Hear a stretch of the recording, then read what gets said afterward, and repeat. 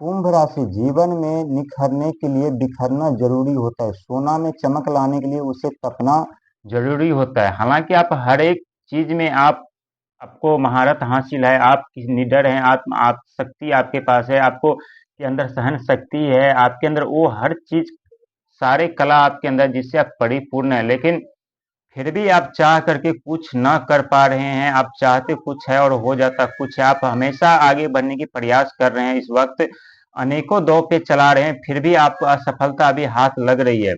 लेकिन ये असफलता आपको अभी और कुछ सिखा करके जाएगा, साथे सधी के समाप्त होते हुए। क्योंकि पहला चरण में आप देख चुके हैं किस तरह से आपके जीवन में दुखों का आना आरंभ हुआ था, और दूसरे चरण में आपके जीवन में किस तरह से एक दुखों का तूफान आया था, समस्या का तूफान आया था। उस समस्या में आप अपने धैर्य और हिम्मत से डगमगाए नहीं, बल्कि आपने उसका सामना किया और आप निडर होकर के खड़े रहे। हालांकि आपके अपनों ने ही मानसिक तौर पे तोड़ने की कोशिश किया, आपको अलग अलग तरह से प्रताड़ना देने की कोशिश किया, आपको अनेकों तरह से गिराने का भी प्रयास किया, लेकिन आप निडर होकर के अकेला इंसान सब सारे टेंशन झेलते रहे। आखिर ये ऐसा क्यों हुआ और किसके वजह से हुआ?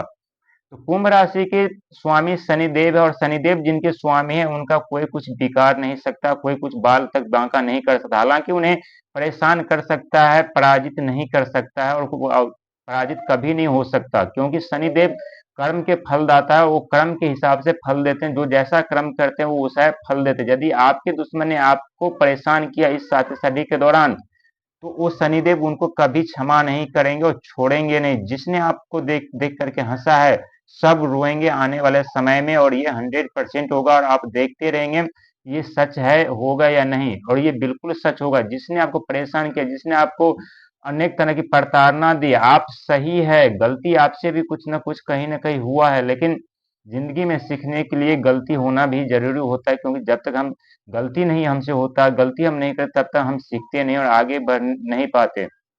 और जीवन में गलती उसी इंसान से होता है जो कुछ करने की ताकत रखता है, कुछ पाने का क्षमता रखता है।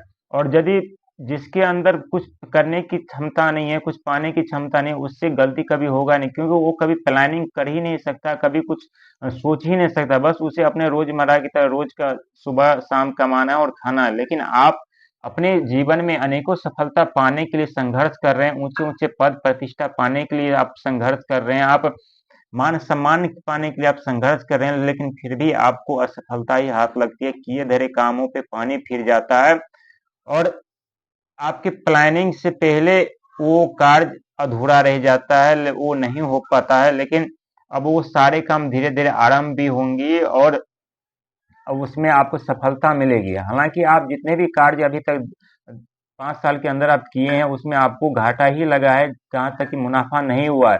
लेकिन कभी कभी मुनाफा भी हुआ तो वो पैसा आए और इधर से उधर चले गए। लेकिन आपका स्वामी शनिदेव होने के कारण आपके अंदर बांटने की भावना होती है। आप एक घड़ा सा है, और आपके अंदर आता तो है लेकिन टिकता नहीं है, उस आते ही वो वहां से निकल जाता है। लेकिन अब ऐसा कुछ नहीं होगा। जो बांटने की क्षमता रखते हैं उसे भगवान कई गुना प्रदान करते हैं, कई गुना देते हैं। और आपके पास भी वो भी सोचते हैं कि आखिर इस इंसान को हम इतने दुख तकलीफ दे रहे हैं, ये इतने दिल की अच्छे हैं और इतने लोगों की हेल्प मदद कर रहे हैं, तो इनको हम कैसे दुख दे सकते हैं, कैसे तकलीफ दे सकते हैं। बस आपको एक चीज सीखना है, संभलना। जो आपको मिलेगा या मिलने वाला है उसको आप संभालेंगे कैसे, वो आप पे निर्भर करता है, आप किस तरह से उसका इस्तेमाल करेंगे।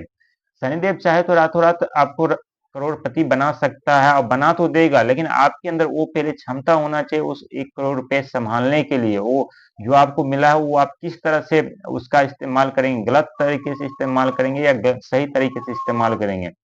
यदि आप जो इस साथी सदी में आपको सीखने को मिल रहा है कि और मिला है, उससे अंदाजा आप लगा सकते हैं कि पैसों की अहमियत जिंदगी में कितना होता है और किस तरह से होता है।